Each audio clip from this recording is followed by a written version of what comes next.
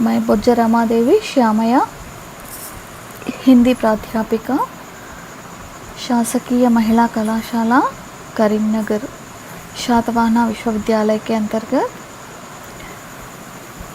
आज हमारा पाठ द्वितीय भाषा हिंदी प्रथम वर्ष प्रथम सेमेस्टर का पाठ भाभी। लेखिका सुश्री महादेवी वर्मा जी। महादेवी वर्मा जी छायावाद साहित्य के प्रमुख स्तंभ कहते हैं इनको। इनका जन्म फर्रुखाबाद में 1907 में हुआ है। वे हिंदी काव्य जगत की रहस्यवादी कवयित्री और आधुनिक मीरा भी कहलाती है, क्योंकि मीराबाई जी जैसा भगवान श्री कृष्ण को अपने पति मानकर जीवन पर्यंत उनके जो भक्ति भावना में भाव विभोर होकर तल्लीन होकर अपने जीवन को सार्थकता किए हैं, उसी तरह का महादेवी वर्मा जी अविवाहित जीवन बिताकर भगवान को अपने प्रियतमा मानकर जीवन पर्यंत भगवान के जो स्मरण करते हुए अपने चरमांक पहुंची थी। इसलिए इनको आधुनिक मीरा कहते हैं। छायावाद के प्रवर्तक लेखिका भी कह सकते हैं इनको। इनके साहित्य में हम विरह वेदना मतलब बिछुड़ने की मतलब अलग होने की डर, अलग होने का डर। इनके जो साहित्य में अलग होना मतलब किसी से भी परे रहना, भगवान से जल्द ही जल्द भगवान में समा होने के लिए बहुत आकुल रहते थे इन्होंने। फिर करुणा दुख भी इनकी जो साहित्य के प्रधान विधा कह सकते हैं। इनके प्रमुख कृतियाँ निहार, नीरजा, रश्मि, संध्या गीत आदि इनके प्रसिद्ध कृतियाँ हैं। इनका निधन 1987 में हुआ था। फिर हमारा पाठ भाभी पाठ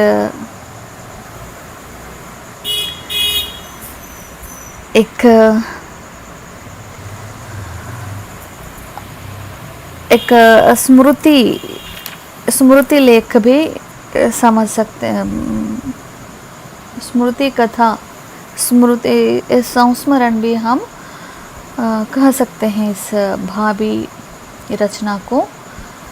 लेखिका मतलब महादेवी वर्मा जी अपने बचपन की घटनाओं को याद करते हुए इस भाभी कहानी को संस्मरण को हमारे आगे प्रस्तुतिकरण कर रहे हैं। इनके बचपन में, महादेवी वर्मा जी के बचपन में स्कूल जाने के लिए अपने जो नौकरानी की सहायता लेती थी, नौकरानी के साथ स्कूल जाया करती थी। इन्होंने स्कूल जाते समय बाज़ार में दिखने वाले अनेक प्रकार के जो विषयों को, मनुष्यों को, जानवरों को, वस्तुओं को, वातावरण को जो अनुभव करते हुए बहुत आनंद लुटाती हुई स्कूल को जाती थी। स्कूल जाने के लिए उनको पसंद नहीं है, मगर स्कूल जाते वक्त रास्ते में दिखाई पड़ने वाले अनेक प्रकार की जो घटनाएं, वस्तुएं और मनुष्य, पशु पक्षियों को देखना इनके लिए बहुत आनंददायक विषय होता है, इसलिए इन्होंने स्कूल जाने के लिए बहुत आकुल रहती थी। उस तरह का स्कूल जाते समय अपने नौकरानी बूढ़ी महिला है, उनके साथ उनको एक बेटी भी थी छोटी सी, उनके नाम है कल्लू। नौकरानी को कल्लू की माँ बोलते हैं इनके घर वाले। इस तरह का स्कूल जाते समय रास्ते में एक मारवाड़ी दुकान रहता है। उस मारवाड़ी दुकान में एक वृद्ध सेठ बैठते हैं। फिर बहुत सालों से उधर रहा करता है वह दुकान। उस दुकान के पीछे भी एक दुकान का एक कमरा है, कमरे के एक दरवाज़ा भी है अंदर जाने के लिए। उस दरवाजे पर एक पर्दा लटकता रहता है। उस पर्दे को 2 छेद है। उन 2 छेदों से हमेशा 2 आंख बाहर घटित घटनाओं को, बाहरी विषयों को देखता रहता है। वह 2 छेदों से 2 चक्षु। महादेवी वर्मा रोज जाते समय उस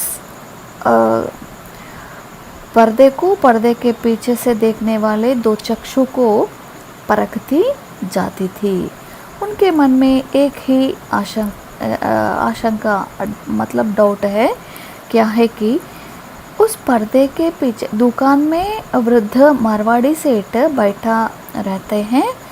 फिर उस पर्दे के पीछे से 2 आंख किनकी होगा, ऐसा सोचते रहते थे हमेशा। एक दिन बहुत उनकी जो आतुरता को नहीं छिपा सकी, अपनी नौकरानी से पूछती हैं छोटी महादेवी वर्मा, उस पर्दे के पीछे 2 आंखें किनका होगा? फिर क्यों ऐसा पर्दे के पीछे से पूरे वातावरण की जो मज़ा को लूट लेने की ज़रूरत क्या है? बाहर आकर देख सकते हैं ना। उस तरह का क्यों छिपी रही है 2 चक्षु? ऐसा अपनी शंका को अपने जो उस कल्लू की माँ के आगे प्रस्तुत करती है महादेवी वर्मा जी। तब कल्लू की माँ बहुत झिड़कती है, आपको क्यों ऐसा, उनको छोड़ दीजिए, आप, हमको नहीं पता, ऐसा झिड़कती है, चिड़चिड़ाती है बालिका महादेवी पर। एक दिन विवश होकर सारे विषय बता देती है कि वृद्ध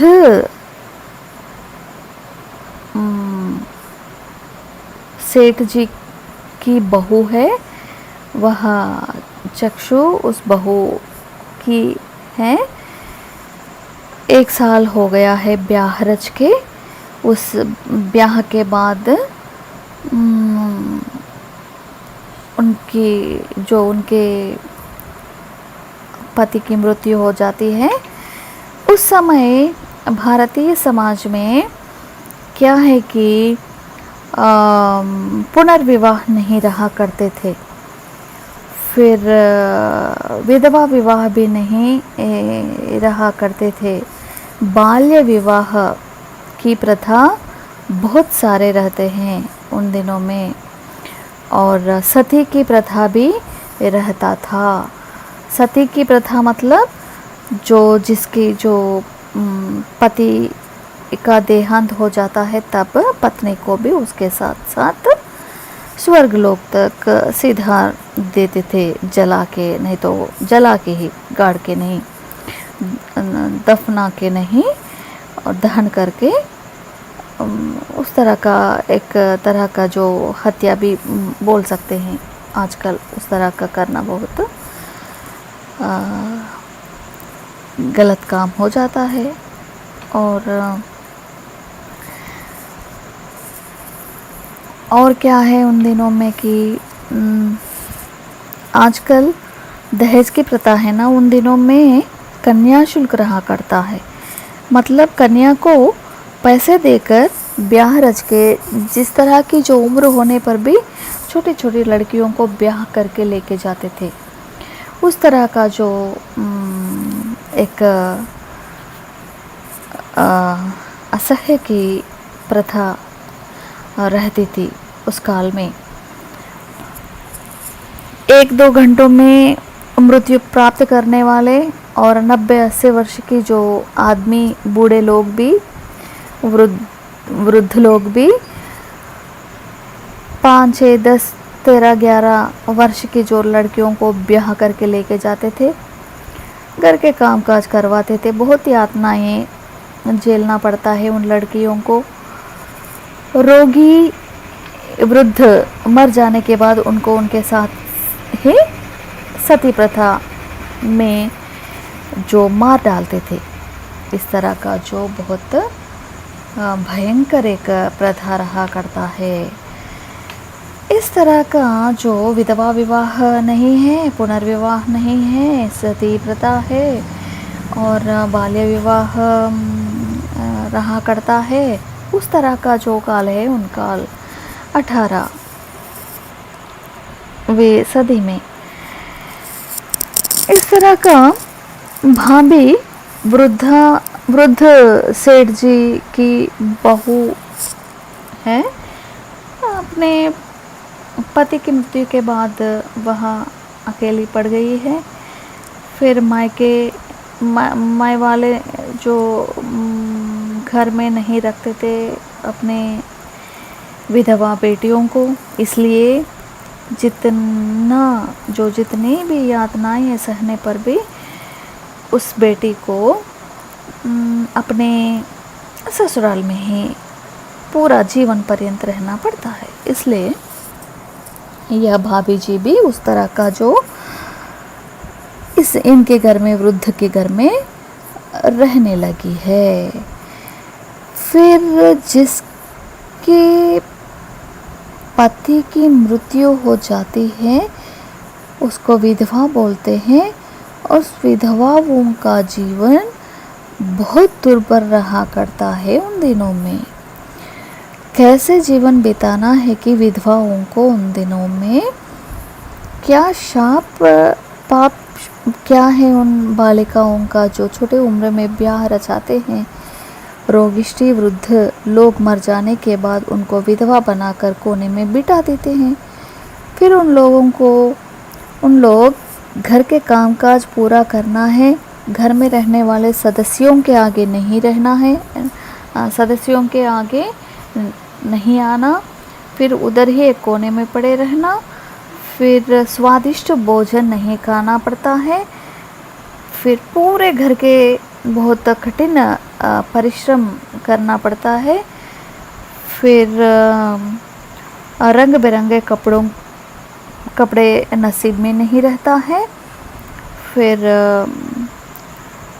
शिरोमुंडन करता है, प्रथम शिरोमुंडन करवाते हैं।